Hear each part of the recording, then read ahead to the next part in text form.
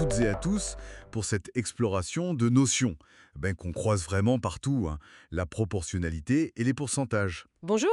On va s'appuyer sur quelques documents pédagogiques pour en extraire l'essentiel, comprendre pourquoi c'est utile en fait.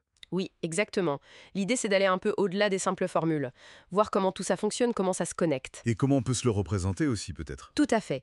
C'est une base importante, même pour des choses plus complexes par la suite. Alors, commençons simple, la proportionnalité. On a tous un peu cette idée, hein. Si j'achète 2 fois plus de pommes, Mhm. je paie 2 fois plus cher. La première source le dit bien, deux grandeurs sont proportionnelles si on passe de l'une à l'autre en multipliant toujours par le même nombre. C'est ça, le fameux coefficient de proportionnalité. Voilà. L'exemple donné. 1 kilo de tomates à 2,20 €. Ce 2,20, c'est notre coefficient. Exact. Pour 3 kilos, on fait 3 fois 2,20 €. Simple. C'est ça qui est clé, oui. La constance de ce coefficient. Et pour vérifier si on a bien affaire à une situation proportionnelle, dans un tableau par exemple, Oui, oui. on peut simplement diviser les nombres d'une ligne par ceux de l'autre, les nombres correspondants bien sûr. D'accord. L'exemple du document, c'était avec 67,6 et 13, puis 78 et 15. Bon, on calcule 67,6 divisé par 13, Et 78 divisé par 15. voilà. Et si on trouve la même chose, c'est proportionnel. C'est assez direct comme vérification. Ce quotient, c'est le coefficient alors. Oui, ou son inverse. Ça dépend dans quel sens on fait la division. Mais le principe est là, très clair. Bon, une fois qu'on est sûr que c'est proportionnel, comment on fait s'il manque une valeur dans notre tableau? Ah. Alors là, on utilise souvent ce qu'on appelle le produit en croix. La règle de 3. Oui, ou la règle de 3, exactement. C'est un outil très pratique. Si on a, disons, 5 qui est associé à 8 Ok.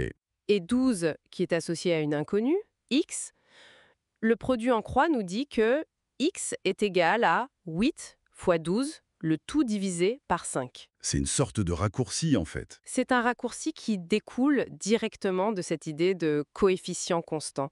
C'est tout à fait logique. Et visuellement, ça donne quoi? Ah, visuellement, c'est là que ça devient, je trouve, assez fascinant. Si on met ces valeurs proportionnelles sur un graphique, Oui. disons le temps qui passe sur l'axe horizontal et la quantité d'eau dans une piscine sur l'axe vertical. Les points qu'on obtient, ils sont pas juste alignés n'importe comment. Oh non? Ils forment une droite, oui, mais une droite qui passe pile par l'origine du repère, le point 0, 0. Ah oui, d'accord, ça c'est important. Très important, c'est un critère visuel très fort. Et inversement, si on a des points alignés avec l'origine, alors les grandeurs sont forcément proportionnelles. C'est un lien direct entre l'algèbre et la géométrie, quoi. C'est élégant. Et alors, les pourcentages dans tout ça?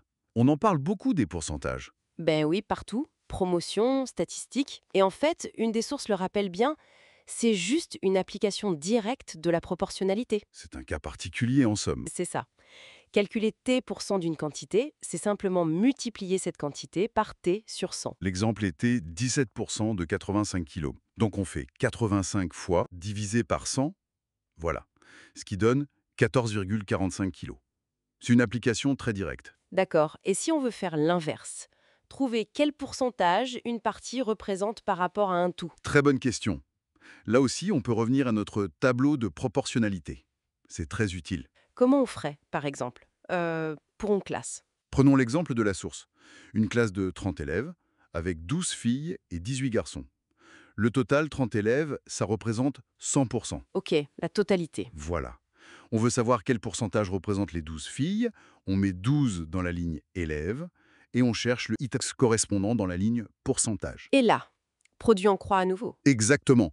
X égale 12 fois 100 divisé par 30. Ce qui fait 1200 divisé par 30, 40. Voilà.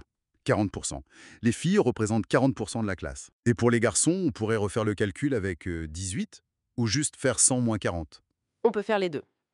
Soit le calcul 18, 100, 30 qui donne 60%, soit la soustraction 100%, 40% qui donne aussi 60%.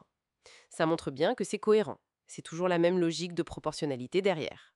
Donc, pour résumer un peu tout ça, la proportionnalité, c'est cette idée de multiplicateur constant. C'est ça, le coefficient. On peut le vérifier en calculant des quotients ou en regardant un graphique, une droite qui passe par l'origine. Exactement.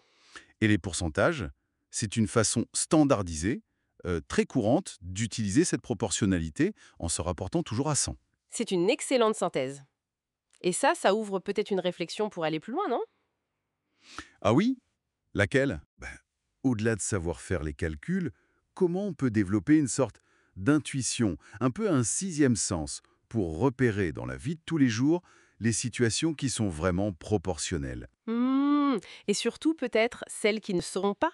Celles où notre première impression pourrait nous tromper. C'est peut-être ça, au fond, la vraie compréhension.